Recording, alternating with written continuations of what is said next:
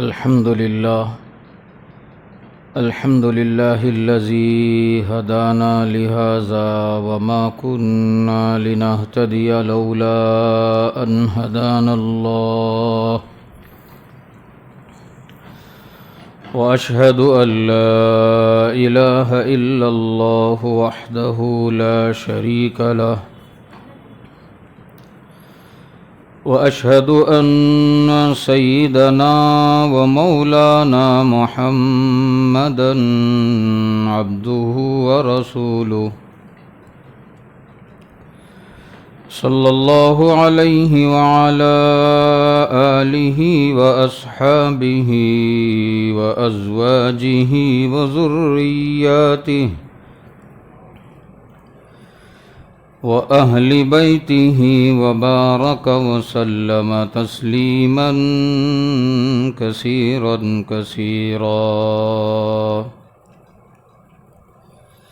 أما بعد فأعوذ بالله من الشيطان الرجيم بسم الله الرحمن الرحيم يا أيها الذين آمنوا ادخلوا في السلم كافة ولا تتبعوا خطوات الشيطان إنه لكم عدو مبين صدق الله مولانا العلي العظيم وقال النبي صلى الله عليه وسلم من رأى منكم منكرا فليغيره بيده فإن لم يستطع فبلسانه فإن لم يستطع فبقلبه وذلك ضعف الإيمان او كما قال علیہ الصلاۃ والسلام۔ معزز محترم میری ماں اور بہنیں، اللہ رب العزت نے کائنات کو بنایا ہے اپنی پہچان کروانے کے لیے،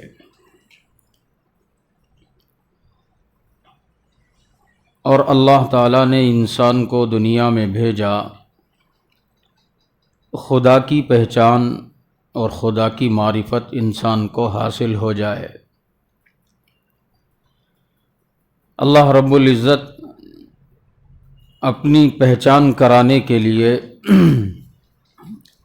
اور انسان کو دنیا کی زندگی کامیاب کرنے کے لیے حضرات انبیاء علیہم الصلاۃ والسلام کے سلسلے کو شروع فرمایا۔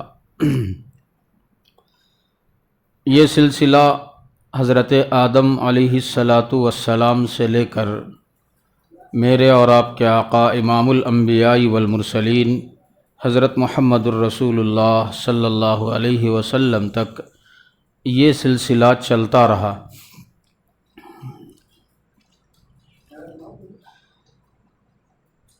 نبی پاک صلی اللہ علیہ وسلم کی تشریف آوری کے بعد اللہ رب العزت نے نبوت کے دروازے کو بند کر دیا اور شریعت کو کامل اور مکمل کر دیا۔ قیامت تک یہی شریعت محمدیہ چلے گی، یہی دستور چلے گا، یہی قانون چلے گا، یہی قرآن کریم باقی رہے گی۔ اور اللہ تبارک و تعالیٰ نے دنیا کی انسانیت کی کامیابی اور ان کی آخرت کی کامیابی کے لیے اسی اسلام کو ذریعہ بنایا ہے۔ اگر کوئی انسان دنیا میں کامیاب ہونا چاہتا ہے، اسے ضروری ہے کہ وہ خدا پر ایمان لے آئے اور نبی پاک صلی اللہ علیہ وسلم کی رسالت کو مانے اور اسلام کے تقاضے پر عمل کرے۔ یہ عام انسانوں کے لیے ہے۔ جو بھی انسان اپنی کامیابی چاہتا ہے وہ رسالت اور توحید کو مان کر اسلام پر عمل کرے، چاہے وہ عیسائی ہو، چاہے وہ یہودی ہو، چاہے وہ پارسی ہو، چاہے وہ ہندو ہو، چاہے وہ سکھ ہو، جو بھی ہو اپنی کامیابی چاہتا ہے تو وہ توحید اور رسالت کو مان کر مسلمان ہو اور اسلام کے تقاضوں پر عمل کر کے اپنی آخرت کو کامیاب کرے۔ یہ قانون عام ہے، ہر انسان کے لیے ہے۔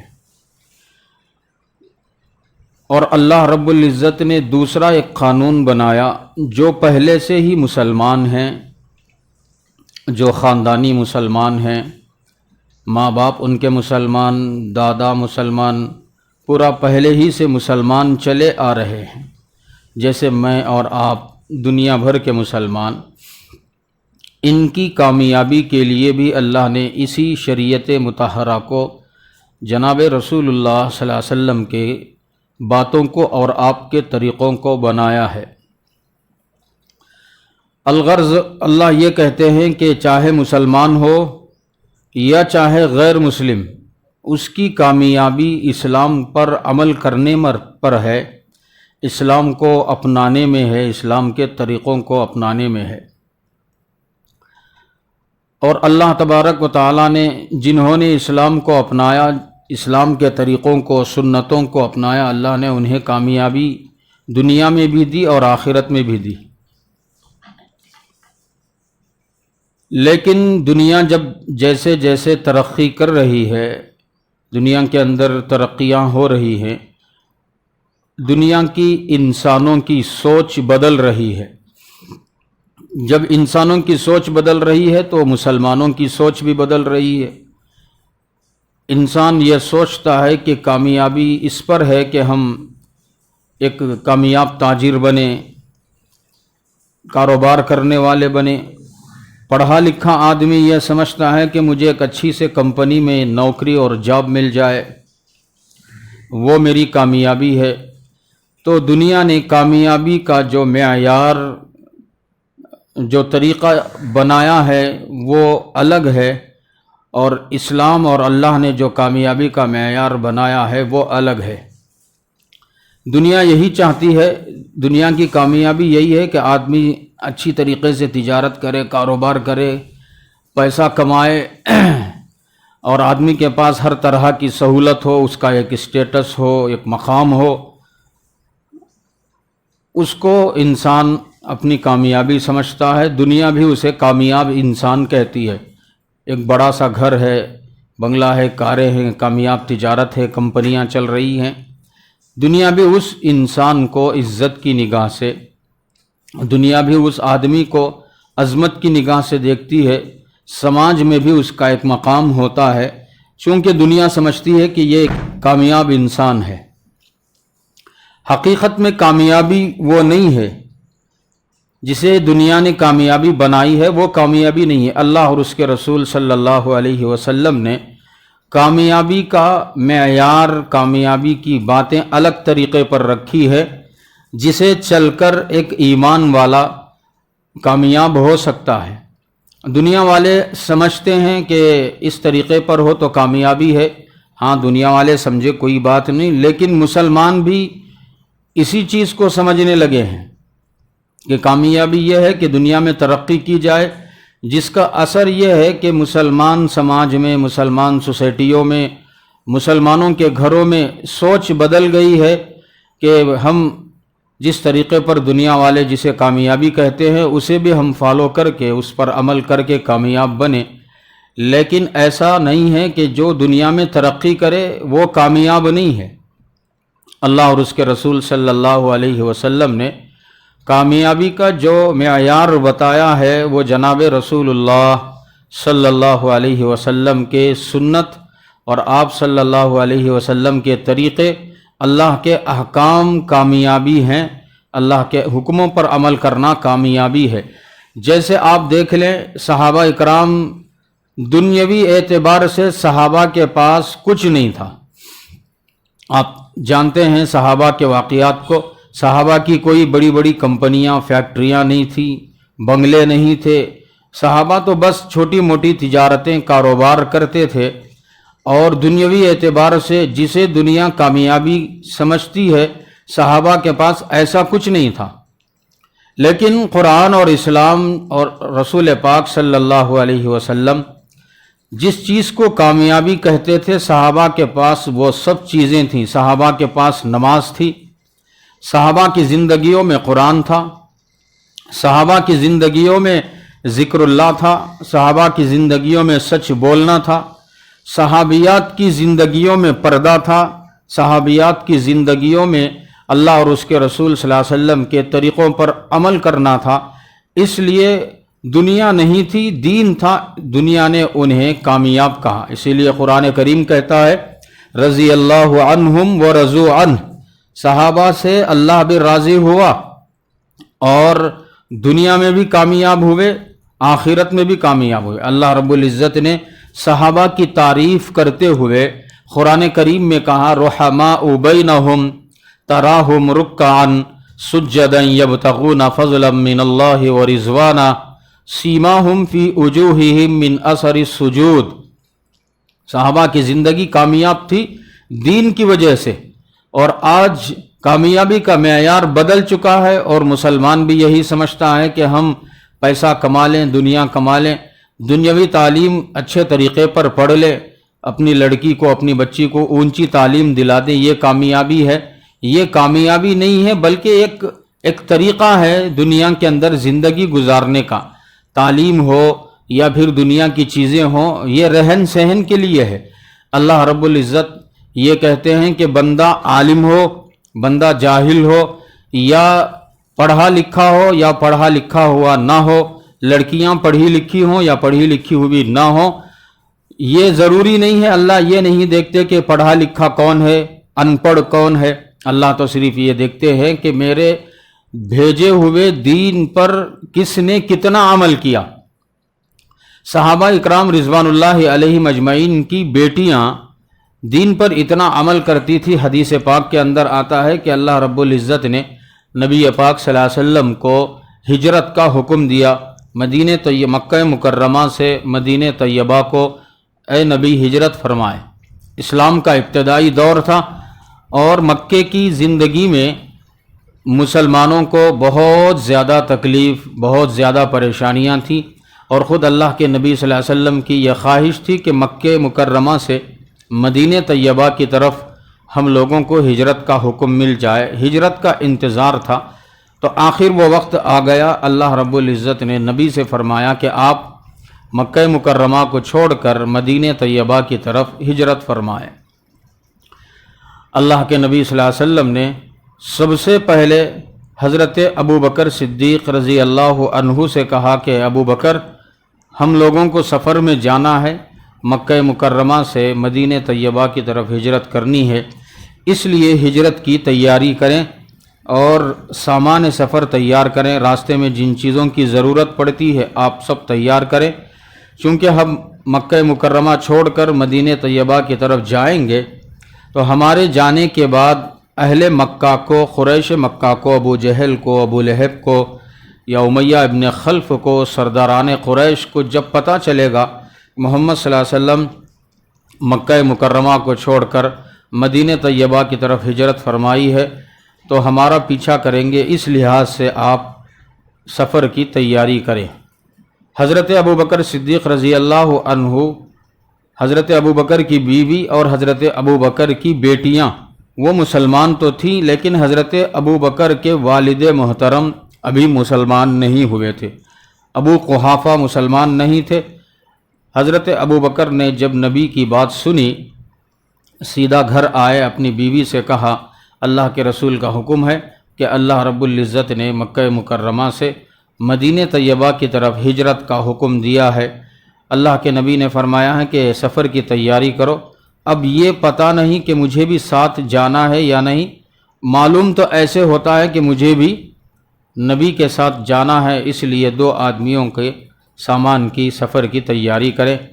حضرت ابو بکر نے سفر کی تیاری کی اور اپنے گھر کی بچیوں سے، اپنے گھر کی بیٹیوں سے کہا کہ ہم لوگ سفر میں جا رہے ہیں، ہمارا ہجرت کا حکم ہے، اللہ کے نبی نے منع فرمایا ہے کہ کسی کو نہ بتائیں۔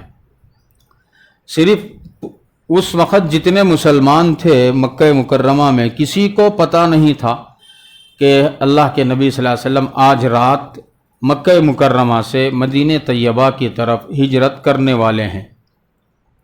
کسی صحابی کو پتہ نہیں تھا۔ اللہ کے نبی نے صرف حضرت ابو بکر کو بتایا تھا کہ ابو بکر سفر میں چلنا ہے، اللہ نے ہجرت کا حکم دیا، اور حضرت ابو بکر نے اپنی بیوی کو بتایا۔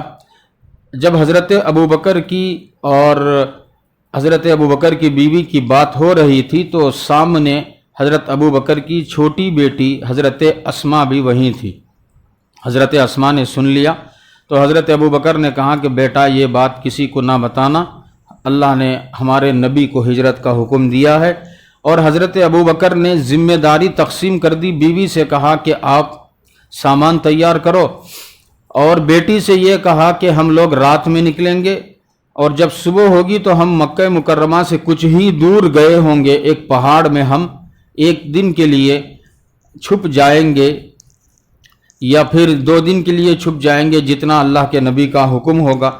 تو حضرت اسماء سے کہا، جو غالباً 10 11 12 سال کی بچی تھی، لڑکی تھی، کہ اسماء تمہاری ذمہ داری ہے کہ تم شام کے وقت یا پھر وقت دیکھ کر روزانہ توشہ کھانے کی چیزیں غار تک پہنچاؤ۔ حضرت اسماء کو ابو بکر نے بتایا تھا کہ ہم لوگ یہاں سے گھر سے نکل کے وہاں جا کے رکیں گے اور وہاں 1 دن 2 دن قیام رہے گا، ان 1 دن 2 دنوں میں کھانے پینے کی چیزیں تم وہاں تک ہمارے مقام تک غار تک پہنچاؤ۔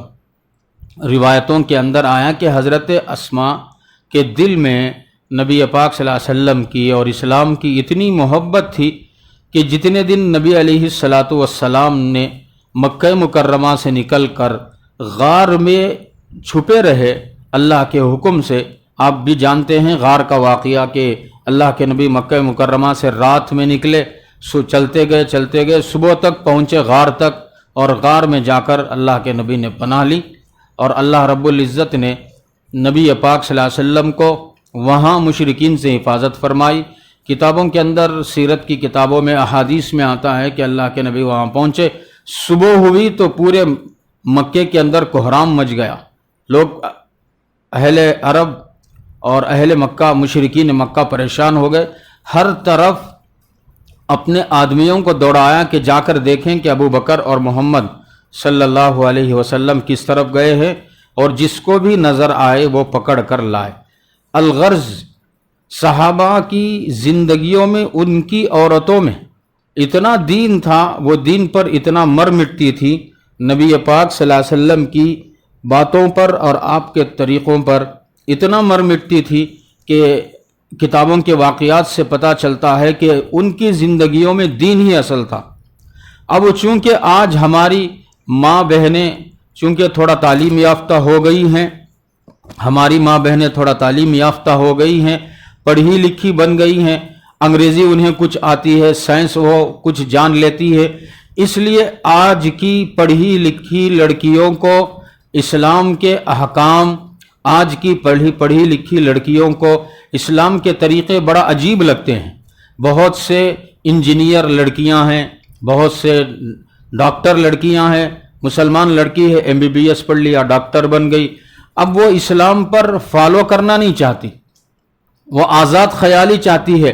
میری بہن یہ یاد رکھ، دنیا کے اللہ رب العزت نے حضرت آدم علیہ السلام سے دنیا کو شروع فرمایا، اور آخر میں نبی پاک صلی اللہ علیہ وسلم کو نبی بنا کر بھیجا کتابوں کے اندر، اور نبی پاک صلی اللہ علیہ وسلم سے آگے قیامت تک دنیا چلے گی۔ اب 2022 تک نبی کے دنیا میں آئے ہوئے 1400 سال ہو گئے، اور حضرت آدم علیہ السلام سے لے کر نبی پاک صلی اللہ علیہ وسلم تک میں آپ کو ایک نقطہ بتاتا ہوں۔ لوگ سمجھتے ہیں یہ جو ہماری پڑھی لکھی لڑکیاں ہیں یا جو پڑھے لکھے لڑکے ہیں جو ڈاکٹر بن گئے، انجینئر بن گئے، پولیس میں بڑے محکمے میں چلے گئے، IPS بن گئے، IAS بن گئے، دنیا کی کچھ تعلیم حاصل کرنے کے بعد اسلام کا حکم جیسے نماز ہے اور جیسے روزہ رکھنا ہے، زکوٰۃ ہے، مسلمان عورتوں کے لیے، لڑکیوں کے لیے حجاب اور برقع ہے، سمجھتی ہیں کہ یہ اس حکم کو اور یہ طریقہ انہیں سمجھ میں نہیں آتا، سمجھتی ہیں کہ یہ ہمارے آزادی کے منافی ہے، ہم آزاد رہنا چاہتی ہیں اور ہم بغیر برقعے کے اسکول اور کالج کو جانا چاہتی ہے، اور ہم نماز نہیں پڑھنا چاہتی۔ دنیا میں آئے ہیں تو ہر ایک کو جینے کا حق ہے۔ ہاں صحیح بات ہے، اور اسلام بھی یہی کہتا ہے، دنیا میں جو بھی آئے ہیں ان کو جینے کا حق ہے، آپ اپنے طریقے سے جئیں اور اپنے طریقے سے اپنی زندگی گزاریں۔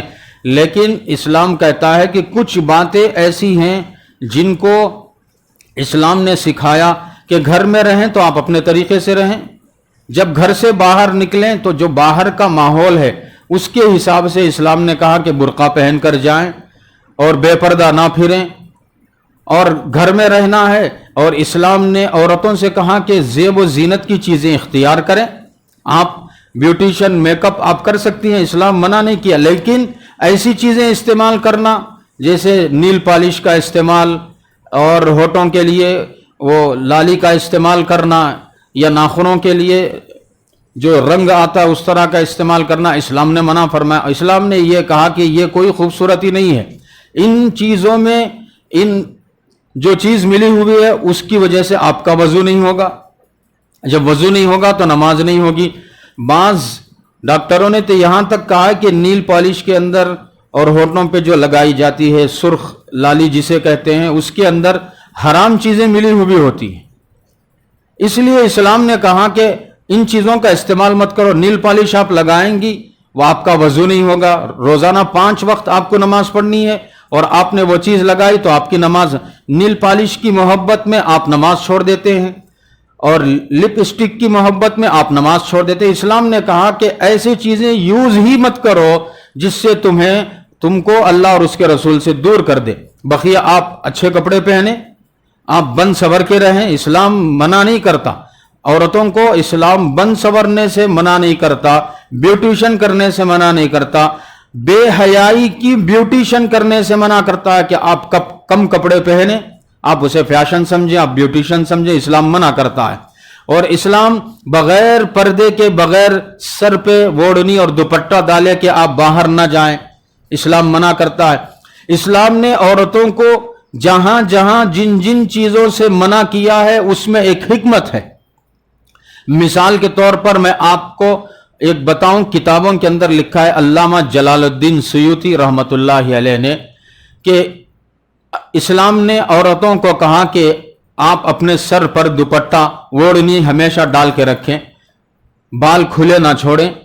اسلام نے کہا عورتوں سے، لڑکیوں سے کہ سر کو چھپا کے رکھیں۔ کتابوں کے اندر لکھا ہے کہ اسلام نے عورتوں کو بال چھپانے کے لیے کہا، اور مردوں سے کہا کہ ضروری نہیں بغیر ٹوپی کے بھی نماز ہوتی ہے، ٹوپی پہننا ادب میں داخل ہے۔ مردوں سے نہیں کہا کہ تم اپنے بال چھپاؤ، لیکن عورتوں سے کہا کہ بال چھپائیں، دوپٹہ استعمال کریں، اسکارف پہنیں۔ علامہ جلال الدین سیوطی نے لکھا ہے کہ جنات کو عورتوں کے بال پسند ہیں، جنات کو عورتوں کے بال پسند ہیں، اور گھر سے باہر جب آپ نکلے گی سر پہ دوپٹہ نہیں ڈالو گی، جیسے انسان رہتے ہیں دنیا میں اور بھی اللہ کی مخلوق رہتی ہے، اور آپ کے بال کھلے ہوئے ہیں۔ علامہ جلال الدین سیوطی نے لکھا ہے کہ لمبے بال یا کسی لڑکی کے، عورت کے بال خوبصورت ہوں، کسی جنات کی نگاہ پڑ گئی وہ آ کے سر پہ بسیرا کر لیتے ہیں، اور آپ جانتے ہیں اس کی وجہ سے لائف میں، زندگی میں کتنا فرق پڑے گا، گھر والوں کی زندگی، ماں باپ کی زندگی، سکون ختم ہو جائے گا۔ علامہ اور اسلام نے کہا کہ آپ دوپٹہ ڈالیں، اوڑھنی پہن کر، اسکارف پہن کر آپ باہر جائیں گی تو ان شیاطین کا، ان جنات کا حملہ نہیں ہوگا، آپ محفوظ ہو جائیں گی۔ اور دنیا یہ چاہتی ہے کہ آپ برباد ہوں، بغیر اوڑھنی کے، بغیر دوپٹے کے آپ باہر پھریں، گھومیں۔ ایسا ہر چیز میں اسلام نے جو چیز آپ کو اسلام نے منع کیا، نیل پالش استعمال نہ کریں، اس میں بھی حکمت ہے۔ اسلام نے منع کیا ہے کہ آپ سامنے کے بال کھینچ کر، آپ لمبے لمبے بال رکھیں، 4-5 چوٹیاں ڈالیں، چوٹی جتنے اسٹائل سے ڈال سکتی ہیں ڈالیں، اسلام نے منع نہیں کیا۔ اور اسلام نے صرف منع کیا بال آپ سامنے کھینچ کر کٹ کر دیں۔ اگر کسی لڑکی کے بال ہی کٹ نہیں ہے لیکن آئے ہیں، ویسا کوئی بات نہیں. اسٹائل کے لیے سامنے بال لے کے آپ نے کٹ کر دیا.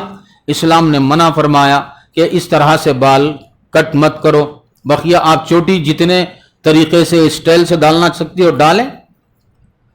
اور اسی طریقے پر جو بھی چیز اسلام نے مردوں کو عورتوں کو منع کیا ہے اس میں کوئی نہ کوئی حکمت ہے. اور آج دنیا یہ جان چکی ہے کہ پردے کی وجہ سے عورت جتنے بیماریوں سے محفوظ ہوتی ہے اتنا کوئی اور طریقے سے عورت محفوظ نہیں ہوتی. آپ دیکھیں مسلمان دنیا کے اندر مسلمان بھی ہیں، عیسائی بھی ہیں، یہودی بھی ہیں، ہندو بھی ہیں. تو آپ سروے کر کے دیکھ لیں، مسلمان عورتوں میں بیماریاں کم ہیں، دوسرے مذہب کی عورتوں میں بیماریاں زیادہ ہیں. اس لیے کہ مسلمان عورت جب باہر جاتی ہے برقع پہن کر جاتی ہے، جو بھی وائرس ہوتا ہے اس کے جسم تک نہیں پہنچتا، برقع اسے کنٹرول کر لیتا ہے. گھر میں آتی ہیں تو برقع نکال دیتی ہیں.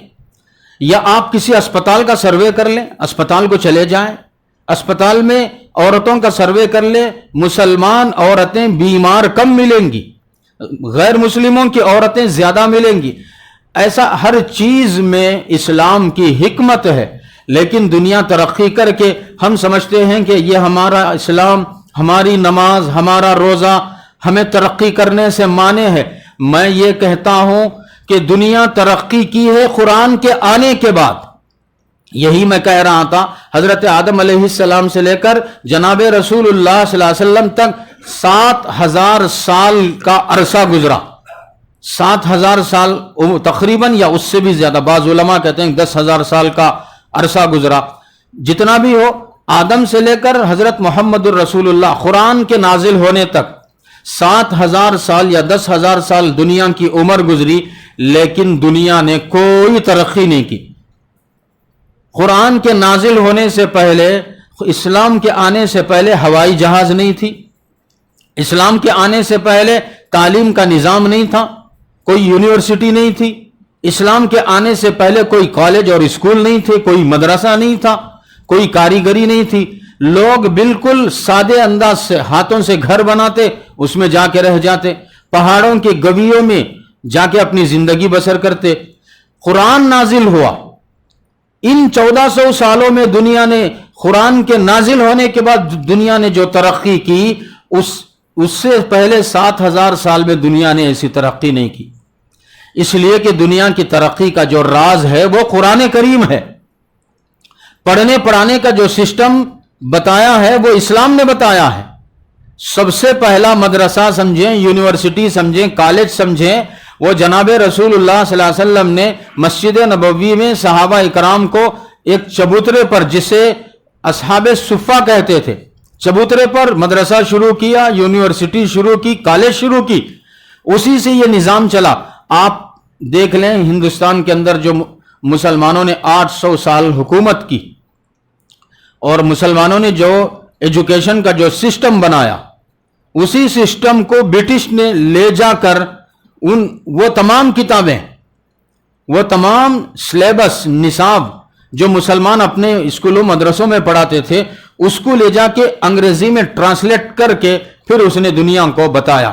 آج بھی لندن کے میوزیم میں یہ بات انہوں نے ایک بورڈ لگایا ہے، اور اس میں یہ بات صاف طور پر لکھی ہے کہ ہم نے ایجوکیشن سسٹم کہاں سے لیا ہے؟ مغلیہ سلطنت سے لیا ہے.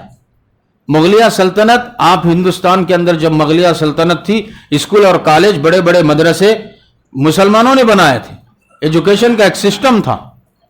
اس کو لے جا کر انہوں نے انگریزی میں کر کے وہی کتابیں پڑھا کر، وہی پڑھ کر بچہ انجینئر بنتا ہے، وہی پڑھ کر ڈاکٹر بنتا ہے، وہی پڑھ کر سول بنتا ہے. آپ مسلمان کی یہ کتاب ہے، علامہ مجھے الظواہری، ایک بہت بڑے عالم گزرے ہیں، انہوں نے تعلیم ایجوکیشن میں اتنی کتابیں لکھی ہے، کوئی بھی MBBS ڈاکٹر علامہ الظواہری کی کتاب پڑھے بغیر ڈاکٹر نہیں بن سکتا. اب چونکہ ہم اسلام کا مطالعہ نہیں کرتے، چونکہ ہمارا جو لٹریچر ہے، ہمارا جو مواد ہے، ہماری جو لیسنس ہیں اسلام کی، یا تو اردو میں ہے، یا تو فارسی میں ہے، یا تو عربی میں ہے، چونکہ انگریزی کا نظام ہے، تو سمجھتے ہیں ہمارے اسکول اور کالج پڑھنے والے بچے اور بچیاں کہ اسلام نے بہت ترقی، اسلام بہت پیچھے، دنیا نے ترقی کی۔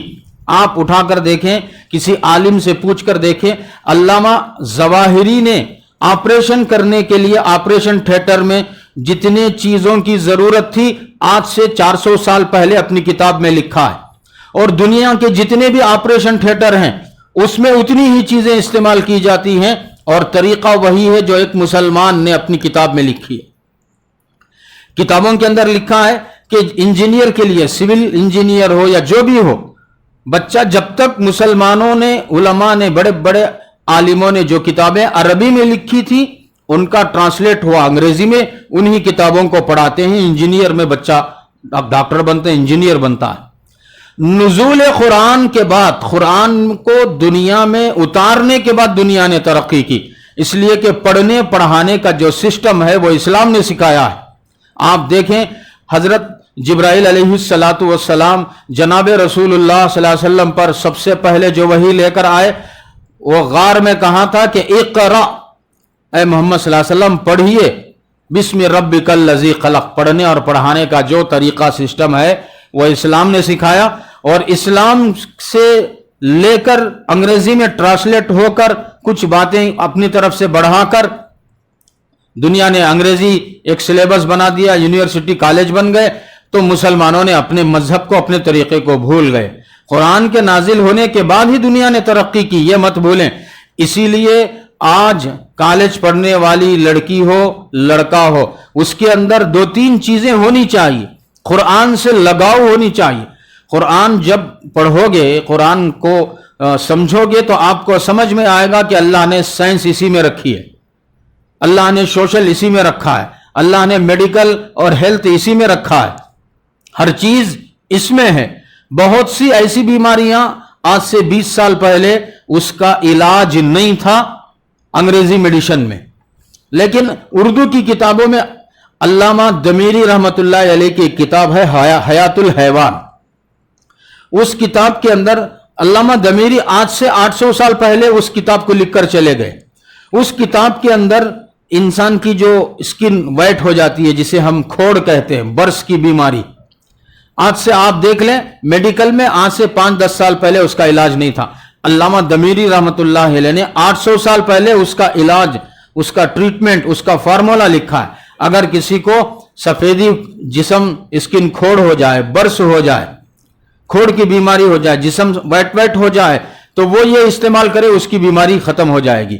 جب اس فارمولے پہ میڈیکل ڈپارٹمنٹ کی نظر پڑی، انہوں نے اسے لے کے انگریزی میں ٹرانسلیٹ کر کے ان چیزوں کو تلاش کیا، جنگلوں میں جا کے فارمولا بنا کے آج دنیا میں برس اور وائٹ کھوڑ کی بیماری کی دوا مل رہی ہے۔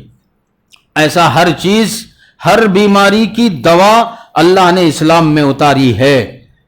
بھلے یہ ہے کہ مسلمان بہت سست قوم ہے، اپنے اسلام کو صحیح سے فالو نہیں کرتی، اسلام کو نہیں مانتی، اسی لیے وہ انگریزی پر ان کا دھیان ہے، دنیاوی تعلیم پر دھیان ہے۔ سائنس اور ٹیکنالوجی اسلام اور قرآن کو دیکھ کر ترقی کی ہے۔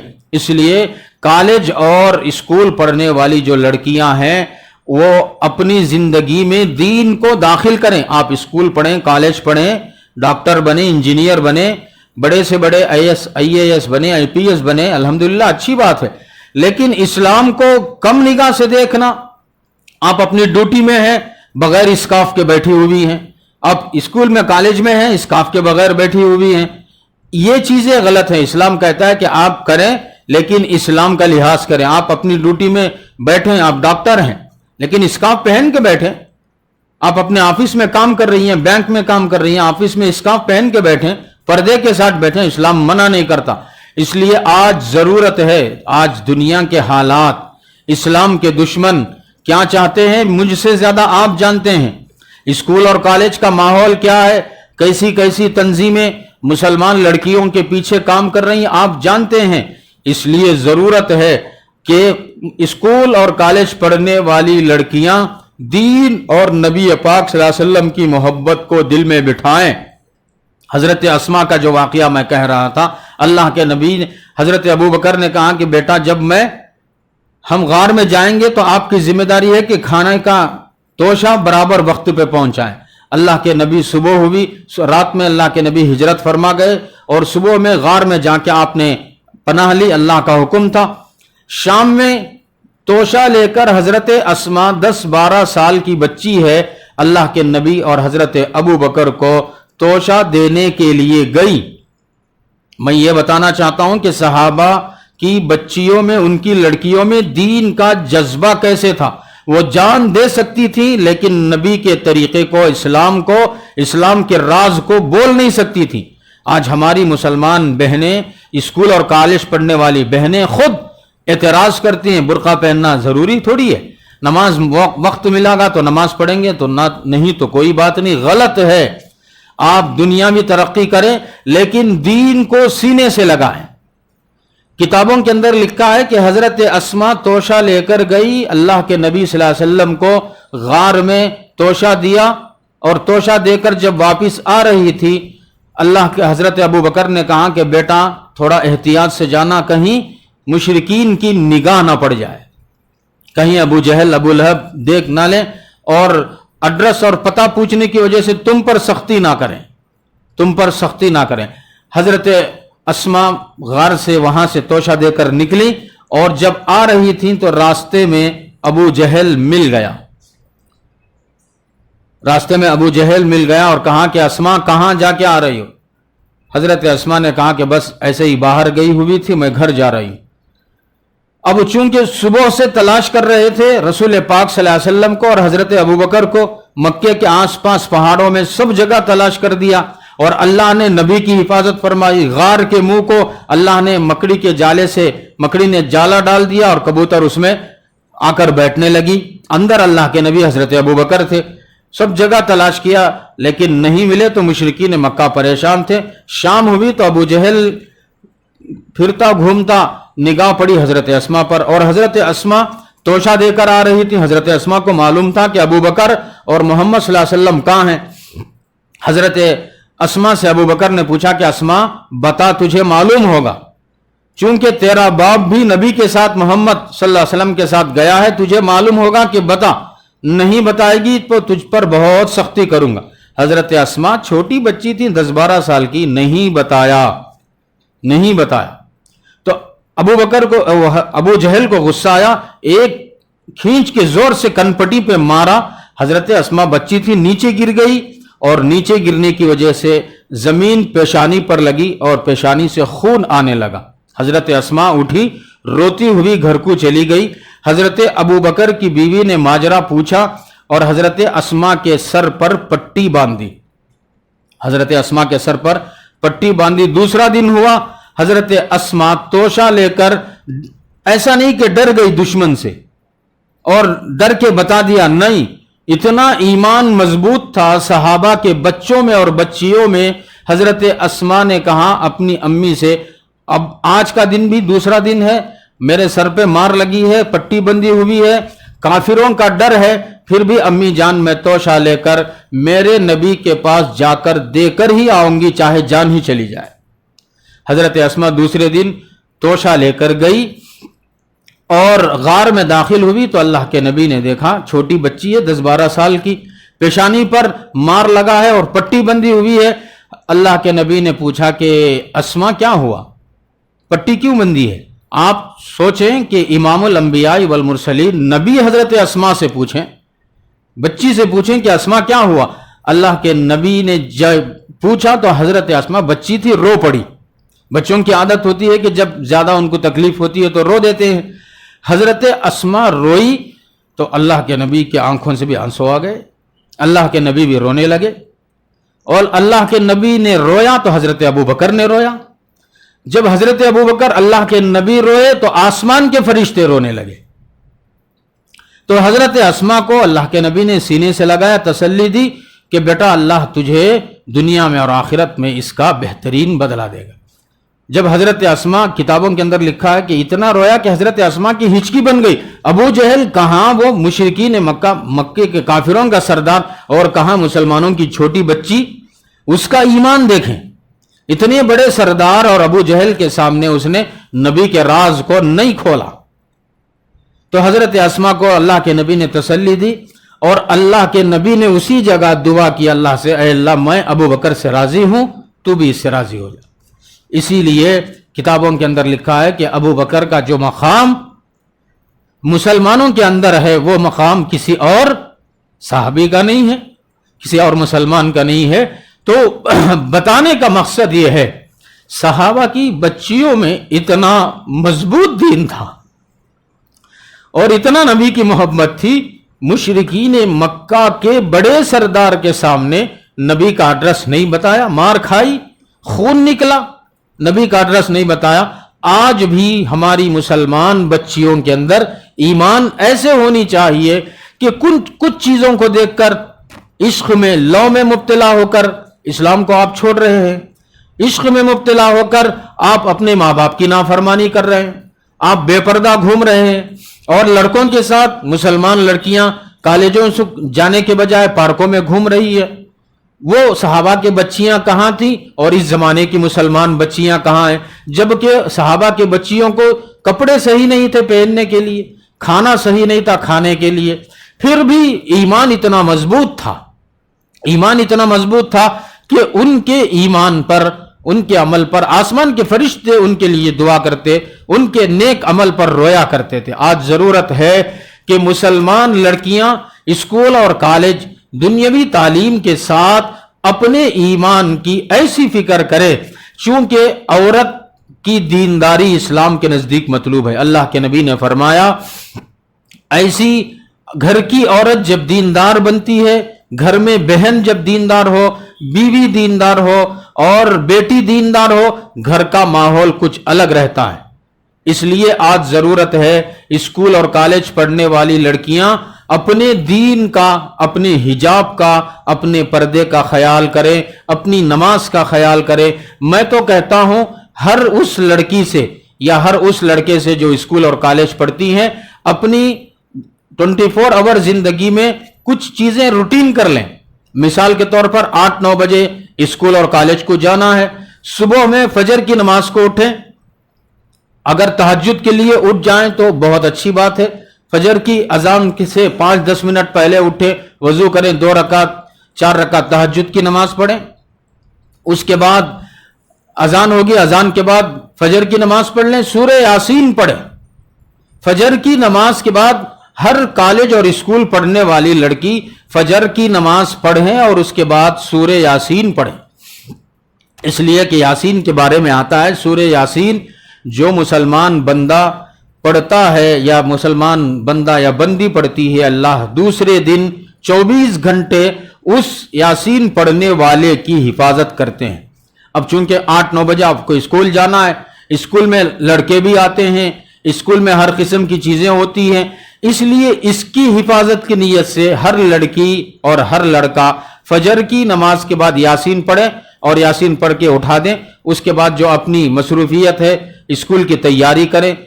ظہر کی نماز اگر اسکول میں پڑھنے کے لیے آپ کو کھانے کے لیے ٹائم دیا جاتا ہے، آپ لنچ کا بریک ٹائم ہوتا ہے، وہاں آپ 2 منٹ میں وضو کر لیں، اور میں تو یہ کہتا ہوں کہ جب گھر سے تم جا رہی ہو فجر کی جب 8-9 بجے نکلو گی وضو کے ساتھ نکلیں اور 1 بجے تک کلاس میں وضو کے ساتھ رہیں، اور اذان ہوگی لنچ کا ٹائم ہوگا تو آپ 4 رکعت نماز کسی جگہ پہ اپنی ووڑنی یا اپنا جانماز ساتھ میں رکھیں، بچھا کے پڑھ لیں، 5 منٹ میں نماز ہو جائے گی، پھر آدھا گھنٹہ آپ کھانا کھا لیں۔ تو ایک نظام ضروری ہے، جہاں بھی ہو ہم اپنے تشخص، اپنے آئیڈنٹی چیزوں کو نہ بھولیں۔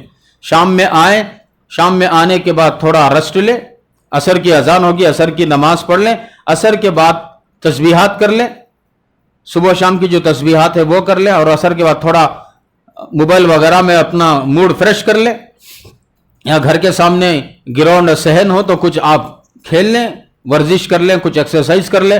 مغرب کی اذان ہوگی تو مغرب کی نماز پڑھیں، مغرب کے بعد سورہ واقعہ پڑھیں، اور قرآن کچھ اپنی ماں کے پاس یا اپنے گلی میں کوئی استاد ہیں ان کے پاس قرآن جا کے سیکھ لیں۔ آدھے گھنٹے کے بعد آدھا گھنٹہ فجر مغرب کے بعد سورہ واقعہ قرآن پڑھیں، پھر اپنا ہوم ورک کریں جب تک کرنا ہے، ظہر تک عشاء کی اذان تک ہوم ورک کریں، عشاء کی اذان پڑھ لیں، اس کے بعد 9 ساڑھے 9 10 تک ہوم ورک کر لیں، پھر ذکر کرتے ہوئے سو جائے. اور یہ ضروری ہے کہ آج کالج پڑھنے والی لڑکی صبح میں سورہ یاسین پڑھے اور شام میں سورہ واقعہ پڑھے, اور اگر ہو سکے تو عشاء کی نماز کے بعد سورہ ملک پڑھے. اپنے دین کی فکر کریں. تو یہ ہے روزانہ کرنے کے کام.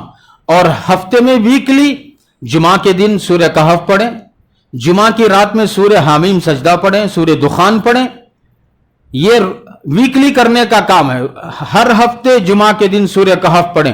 اللہ کے نبی صلی اللہ علیہ وسلم نے فرمایا کہ جو عورت یا جو مسلمان مرد یا عورت جمعہ کے دن سورہ کہف پڑھتے ہیں, اللہ تبارک و تعالی جادو سے, جنات سے اور پورا ہفتہ, پورا ویک اللہ تعالیٰ اس کی حفاظت فرماتے. اس لیے فتنوں کا دور ہے, دشمنوں کا دور ہے, اور ہر غلط چیزیں ابھر کے آ رہی ہیں, اور ہم صحیح مذہب کو ماننے والے ہم دب کر جی رہے ہیں. اس لیے آج ضرورت ہے کہ ہر مسلمان چاہے مرد ہو عورت ہو سورہ کہف کا اہتمام کرے. تو ہفتے میں سورہ کہف اور سورہ حامیم سجدہ اور سورہ دخان, جمعہ کی رات میں یہ 2 سورے اور جمعہ کے دن سورہ کہف پڑھیں. بہتر یہ ہے کہ ہفتے میں 1 مرتبہ تو چھٹی رکھ سکتے ہیں. یہ جو inter first year second year کی جو لڑکیاں ہیں, ویکلی پورا آپ منگل سے لے کر جمعرات تک کنٹینیو اسکول جائیں, کالج جائیں, لیکن ہفتہ اتوار چھٹی ہوتی ہے, جمعہ کی چھٹی آپ اپنے طرف سے کر لیں. 1 دن غیر حاضری پڑے گی, کیا فرق پڑے گا, گھر پہ رہیں. جمعہ چونکہ عید المؤمنین ہے, جمعہ میں دعائیں قبول ہوتی ہیں, تو جمعہ کی جو سنتیں ہیں اس پہ عمل کریں. جمعہ کے دن نماز پڑھیں, درود پڑھیں, گھر کے اندر ایک دین کا ماحول بنائیں, تسبیحات کریں. مردوں کو تیار کر کے گھر جمعہ کو بھیجیں. جمعہ سے آنے کے بعد گھر میں ماں, بیٹا, بھائی, بیوی, بچے سب مل کے سورہ کہف پڑھیں. اس کے بعد دعا کریں, اور امت کے لیے بھی دعا کریں, اپنے بچوں کے بھی دعا کریں کہ بچوں کے اگزام ہیں. اللہ کے نبی نے فرمایا جمعہ کے دن 3 وقت ایسے ہیں, 2 وقت کہ جو بھی دعا کرو گے وہ قبول, اللہ قبول کرے گا. ایک وہ وقت جو امام اردو خطبہ بیان کرنے کے بعد مصلی سے جو ممبر کے اوپر چڑھنے کے لیے جاتا ہے, یہ 10-15 سیکنڈ اس میں دعا قبول ہوتی ہے. اور اللہ کے نبی نے فرمایا 2 خطبوں کے درمیان ایک خطبہ پڑھ کے امام بیٹھ گیا ممبر پہ, وہ جو 30 منٹ 30 سیکنڈ 40 سیکنڈ بیٹھتا ہے اس میں دعا قبول ہوتی ہے. اور تیسرا عصر کی نماز کے بعد مغرب کی اذان سے پہلے دعا قبول ہوتی ہے. ہفتے میں یہ 3 دن اللہ ضرور دعا قبول کرتے ہیں. ان 3 وقتوں میں پورے ہفتے کے لیے دعا کریں. میرا ایگزام ہو رہا ہے, اللہ ایگزام میں کامیاب کر دے, کوشچنوں کا آنسر مجھے دل میں ڈال دے, میری حفاظت کر, اللہ میں کالج جاتی ہوں, لڑکوں سے, شریر لڑکوں سے میری حفاظت کر. تو جمعہ کے دن نیک عمل کریں اور اللہ سے ہفتے بھر کے لیے اپنی حفاظت کی دعا کریں. یہ تو ہفتے والا ویکلی کرنے کا کام ہے. مہینے میں, پورے مہینے میں 2 کام کریں. ایک یہ ہے کہ 70,000 مرتبہ لا الہ الا اللہ پڑھیں, 1 تاریخ سے لے کر 30 تاریخ تک. تسبیح روزانہ 500 1000 بار 2000 بار, سنڈے آئے تو 5000 6000 مرتبہ پڑھ دیں. اللہ کے نبی نے فرمایا جس بندے نے 70,000 مرتبہ تسبیح پڑھے لا الہ الا اللہ, اللہ اس بندے کو پر جنت واجب کر دیتے ہیں. اس لیے یہ مہینے میں 1 مرتبہ 70,000 مرتبہ تسبیح پڑھیں. آپ نے پڑھ لیا, ایک 70,000 پڑھ لی, 2 70,000 پڑھ لی. اپنے باپ دادا جو مر چکے ہیں, خبروں میں جا چکے ہیں, ان کے لیے آپ بخش سکتے ہیں. ایسے واقعات ہیں کہ کسی بچے نے, کسی جوان نے, کسی لڑکی نے 70,000 مرتبہ کلمہ طیبہ پڑھ کے اپنے دادا کے نام بخش دیا, اللہ نے ان کی مغفرت کر دی. اپنے دادی کے نام بخش دیا, اللہ نے ان کی مغفرت کر دی. اپنے باپ کا انتقال ہو گیا تھا, اللہ نے ان کے نام بخشا تو اللہ نے ان کی مغفرت کر دی. تو ہفتے میں روزانہ یہ کام کریں, سورہ یاسین کا, سورہ واقعہ کا, نمازوں کا, قرآن کی تلاوت کا. ہفتے میں جمعہ کا اہتمام, کوشش کریں کہ جمعہ کو چھٹی ہو. سیٹرڈے سنڈے تو اسکول کی چھٹی ہوتی ہے, اور جمعہ کی فرائیڈے چونکہ عید المؤمنین ہے وہ آپ اپنے طرف سے چھٹی کر لیں. 1 دن ہفتے میں, پورے مہینے میں 4 دن اگر غیر حاضر جمعہ کے لیے, جمعہ کی محبت میں, جمعہ کے اہمیت میں ہو جائے گی تو اللہ تعالیٰ آپ کو ضائع نہیں کرے گا. تو جمعہ کے جو اعمال ہیں ویکلی وہ کریں, اور مہینے میں جو 70,000 کی تسبیح میں نے بتائی وہ تسبیح کریں. ایک اور بھی مہینے میں حسبنا اللہ و نعم الوکیل کم سے کم 5000 مرتبہ پڑھیں. روزانہ 500 مرتبہ، اسکول کو جاتے ہوئے 100 مرتبہ، اسکول سے آتے ہوئے 100 مرتبہ. اب خالی پیریڈ ہے تو بیکار ادھر ادھر باتیں کرنے کے بجائے کاؤنٹنگ تسبیح رکھ لیں، جو کاؤنٹر آتا ہے اس پہ پڑھے. روزانہ 200 مرتبہ 300 مرتبہ حسبنا اللہ و نعم الوکیل پڑھیں. انشاءاللہ جو کالج پڑھنے والی لڑکی یا جو کالج پڑھنے والی میری بہن ان باتوں پہ عمل کر لے گی، اللہ کی ذات سے امید ہے کہ اللہ اس بچی کو بڑے سے بڑا ڈاکٹر، اگر وہ ڈاکٹر بنے گی اس کے ہاتھ میں شفا ہوگی، اور اگر وہ انجینئر بنے گی، اور اگر وہ بڑی آفیسر بن جائے گی، اللہ تعالیٰ اس کی برکت سے اسے IPS بھی بنا سکتا ہے، اللہ اسے IAS بھی بنا سکتا ہے، اسے کلکٹریٹ تک پہنچا سکتا ہے. اللہ دیکھتے ہیں کہ جب میری یہ بندی میرے اسلام کا، میرے نبی کے طریقوں کو فالو کر لئی، چلو میں اس کو اٹھا کے بڑے پوسٹ پہ بٹھا دیتا ہوں. اس لیے بہت سوں کو دنیا میں ہم نے دیکھا ہے اسلام پر عمل کر کے بڑے بڑے پوسٹوں پر رہتے ہوئے، بڑے بڑے پوسٹوں پر جاتے ہوئے. اس لیے آج کے ماحول کو سمجھیں، آج کے ماحول کو سمجھ کر اپنے اسلام کو، اپنے طریقے کو، حجاب ہے، اپنا برقع ہے، اپنا پردہ ہے، اپنی ووڑنی ہے، اپنی عزت ہے، اپنی آبرو ہے، ان چیزوں کی حفاظت کریں. بیکار کی چیزوں میں جسے دنیا آج ہائلائٹ کر رہی ہے، جسے فیس بک میں ہائلائٹ دکھایا جا رہا ہے، یوٹیوب میں ہائلائٹ دکھایا جا رہا ہے، یہی کہ آدمی لڑکیاں تو محبت میں گرفتار ہو جائیں، اس طرح کی جو بھی چیزیں ہو رہی ہیں یہ تمام لغویات ہیں، یہ تمام شیطانی عمل ہے.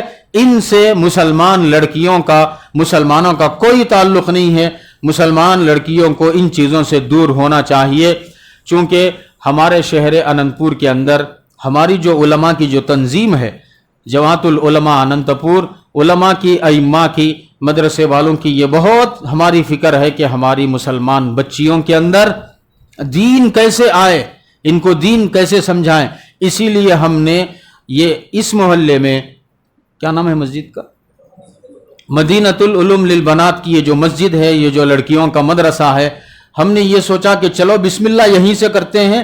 عورتوں کو، لڑکیوں کو یہاں جوڑ کر ہم، ہمارے دل میں جو درد ہے وہ ہماری اسکول اور کالج پڑھنے والی لڑکیوں کو ہم سناتے ہیں. وہ بھی ہماری پارٹنر بن جائیں گی ہماری اس تحریک میں، اور ہمارے اس کام میں، اور ہمارے اس مشن میں وہ بھی شامل ہو جائیں گی. اسی نیت سے علماء یہ چاہتے ہیں کہ ہر اتوار کو شہر کے مختلف جگہوں پر، چونکہ علماء آپ سمجھتے ہیں کہ عالم صرف نماز پڑھا کے چل جاتا ہے، ایسا نہیں ہے. ہر شہر کے جتنے بھی مسجدوں میں امام ہیں، ہر امام کو پتہ ہے کہ MBBS جو کالج ہے گورنمنٹ، وہاں کتنی مسلمان لڑکیاں ہیں، JNT میں کتنی مسلمان لڑکیاں ہیں، گرلز ہاسٹل میں PG میں کتنی مسلمان لڑکیاں رہتی ہیں. سب چیزوں کی ہمیں خبر ہے.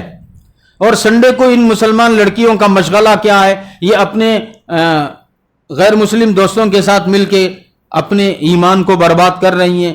کوئی مسلمان لڑکی چرچ جا رہی ہے، کوئی مسلمان لڑکی اپنے لڑکوں دوستوں کے ساتھ، جسے BF کہتے ہیں، بوائے فرینڈ کے ساتھ گھوم رہی ہے.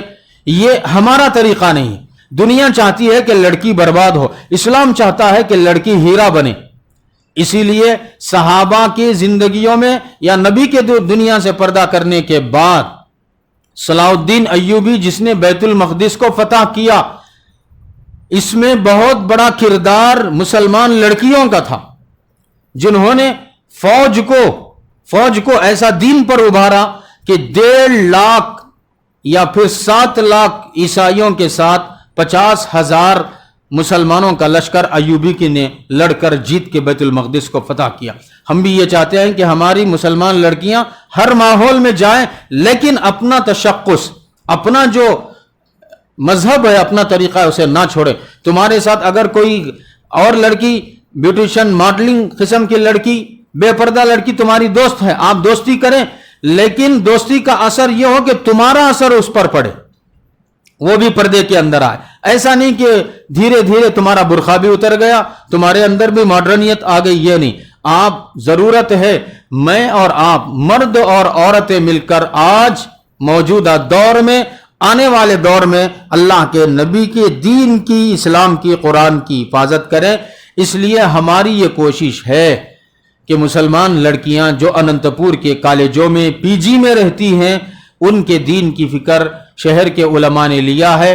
آپ جو لڑکیاں کالج اور پی جی میں رہتی ہیں انہیں ہماری طرف سے کھلی اجازت ہے کہ کوئی بھی تعاون، کوئی بھی ہیلپ، کوئی بھی کسی بھی قسم سے آپ دینی خدمت شہر کے علماء سے لے سکتی ہیں، اور آپ اپنا میسج اپنے محلے کے مسجد کے امام تک ہمیں پہنچا سکتی ہیں کہ فلاں جگہ اتنی لڑکیاں ہیں، وہ نہ نماز پڑھتی ہیں نہ وہ دین پڑھتی ہیں، تو ہم ان کا انتظام کریں گے، ان کی دین کی فکر ہم کریں گے۔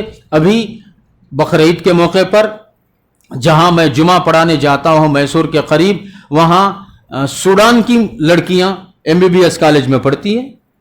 رمضان کے موقع پر ان کے لیے پی جی میں رہتی ہیں، ان کا کوئی نظام نہیں تھا، پھر جامعہ مسجد کی طرف سے ان کو سحری کا اور افطار کا انتظام کرایا گیا۔ باقاعدہ ہمارے نوجوان بچے علماء لے جا کے ان کو سحری پہنچاتے، افطار پہنچاتے۔ پورے رمضان وہ ڈاکٹری پڑھنے والے لڑکیوں نے وہ روزے رکھے۔ رمضان آیا، چونکہ ان کے ماں باپ دور رہتے ہیں، پھر مسجد کے ساتھیوں نے مشورہ کر لیا کہ 15 مسلمان لڑکیاں ہیں، دو لڑکیاں، ایک مسلمان، ایک جماعت کا ساتھی اپنے گھر کو عید پہ لے آیا، اپنے گھر کی مستورات کے ساتھ وہ عید بنا لیا۔